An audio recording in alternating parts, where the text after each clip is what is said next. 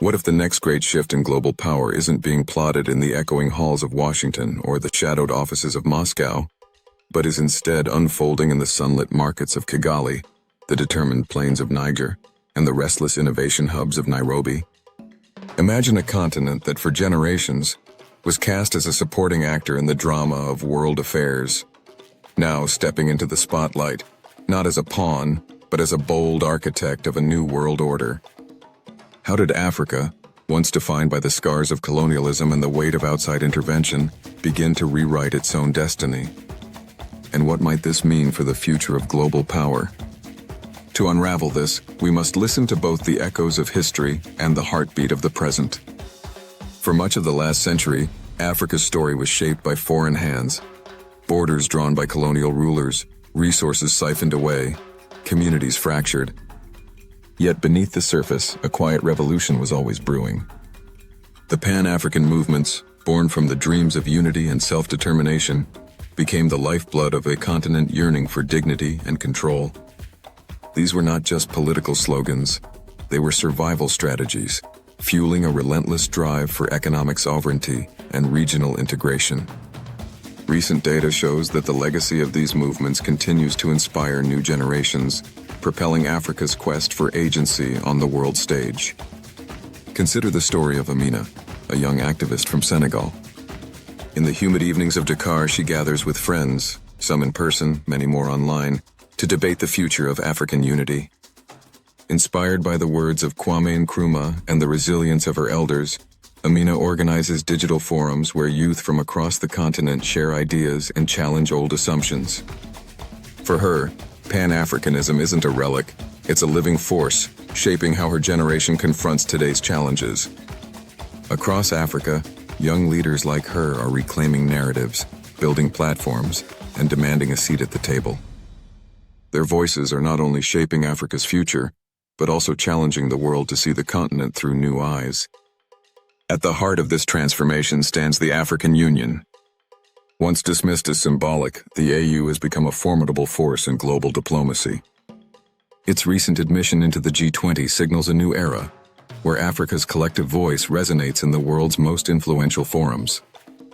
The AU's commitment to regional stability, economic development, and governance standards is more than rhetoric.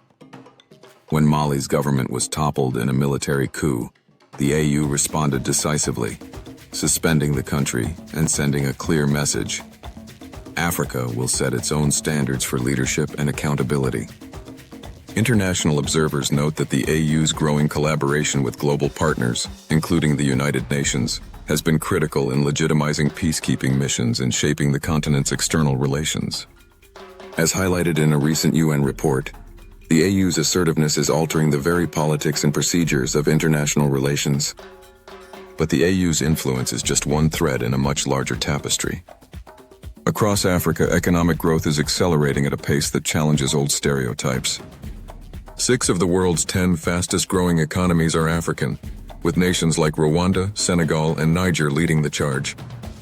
In the bustling markets of Kigali, the air is thick with the scent of spices and the hum of negotiation. Here, young entrepreneurs like Jean are harnessing technology to solve local problems and disrupt global industries. Jean's startup, which uses mobile platforms to connect farmers with buyers, is not just creating jobs, it's transforming lives. Yet even as Jean's business grows, he faces challenges. Access to capital is limited, and competition from larger, foreign-backed platforms is fierce.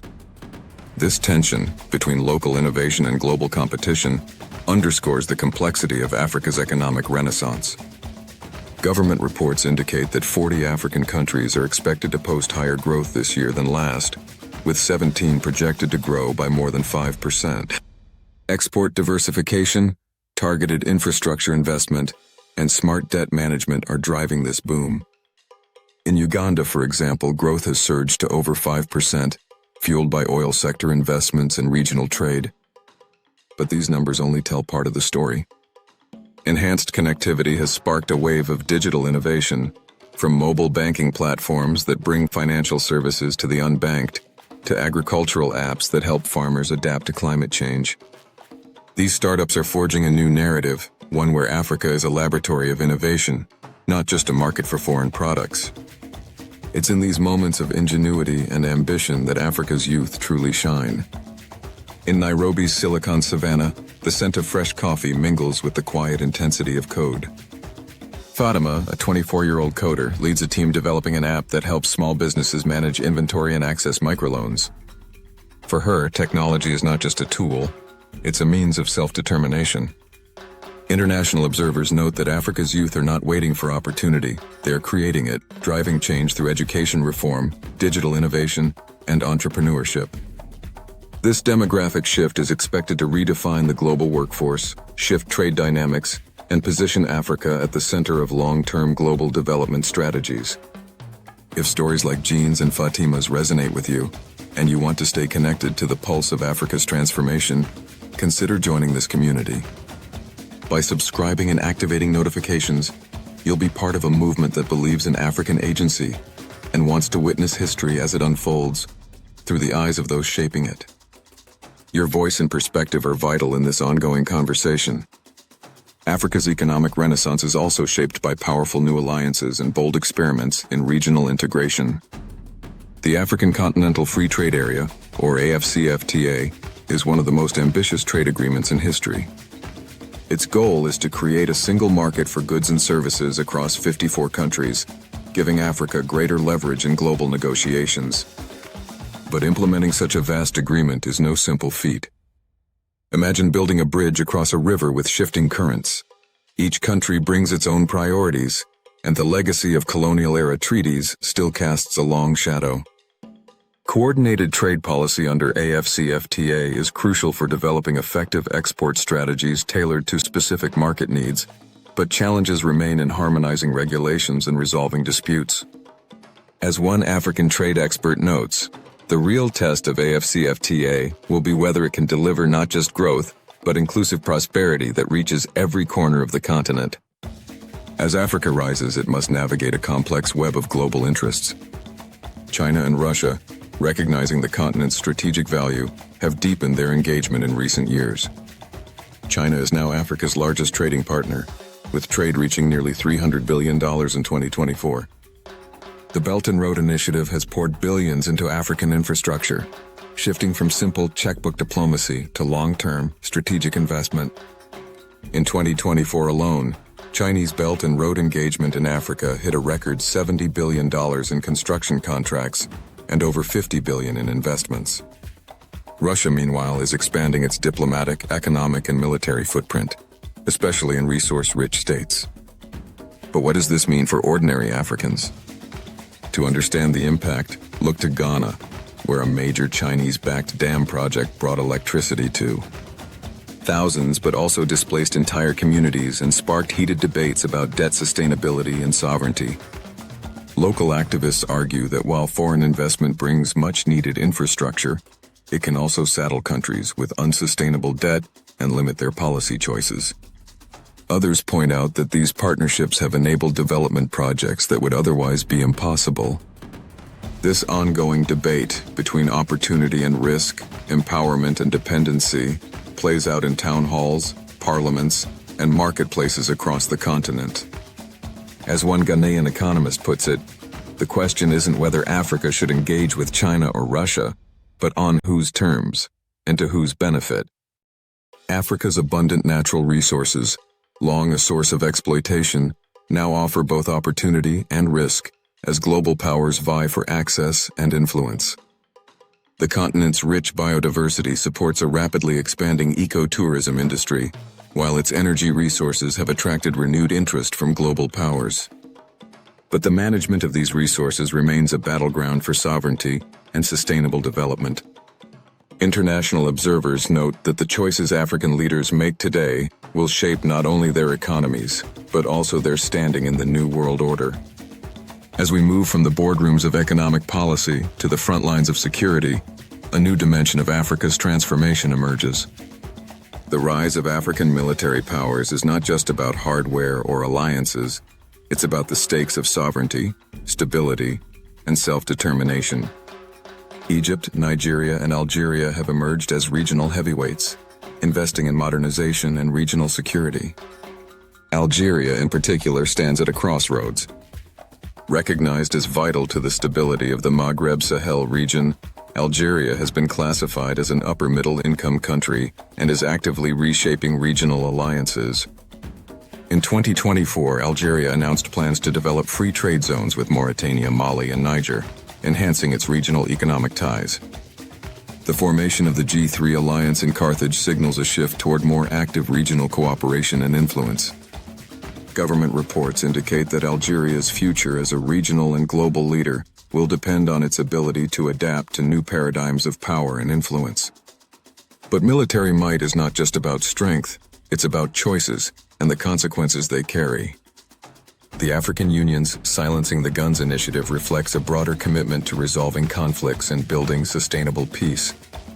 From Somalia to Mozambique, African states are taking the lead in security and development, hosting debates and forging partnerships that put African interests first. International partnerships, such as Turkey's agreement with Somalia and U.S. military exercises with Botswana, are increasingly designed to strengthen African capabilities, not just project foreign power. In February 2024, Turkey and Somalia signed a defense and economic cooperation agreement, boosting security in the Horn of Africa. Meanwhile, the U.S. Army's Southern Accord exercises with Botswana aim to improve interoperability and support African-led peacekeeping missions. According to a recent UN report, these collaborations are helping to modernize African militaries and build resilience against new security threats. Yet the path forward is not without obstacles. Persistent conflicts, ethnic and religious divisions, and the lingering effects of colonial-era treaties continue to challenge Africa's quest for unity and prosperity. In the Central African Republic, unresolved violence has displaced thousands, while in Nigeria, religious and ethnic tensions threaten national cohesion. Climate change too looms large, threatening agricultural productivity and food security. Farmers in Kenya are adapting by planting drought-tolerant crops and using water-saving technologies, but the stakes are high. By 2050, Africa's 1 billion children will be significantly affected by the climate crisis, yet currently have limited influence in policy decisions.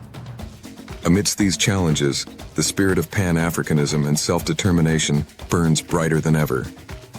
Movements for unity and liberation, once the rallying cry of independence leaders, are now being reimagined by a new generation. Africa's youth are at the forefront of this transformation. In Accra, Kwesi, a 19-year-old climate activist, leads community workshops on sustainable farming, blending traditional knowledge with modern science. In Addis Ababa, a group of young women engineers is designing solar-powered irrigation systems to help rural communities adapt to changing weather patterns. These stories are not isolated. They are part of a continent-wide movement to reclaim agency, innovate solutions, and shape a future defined by African priorities.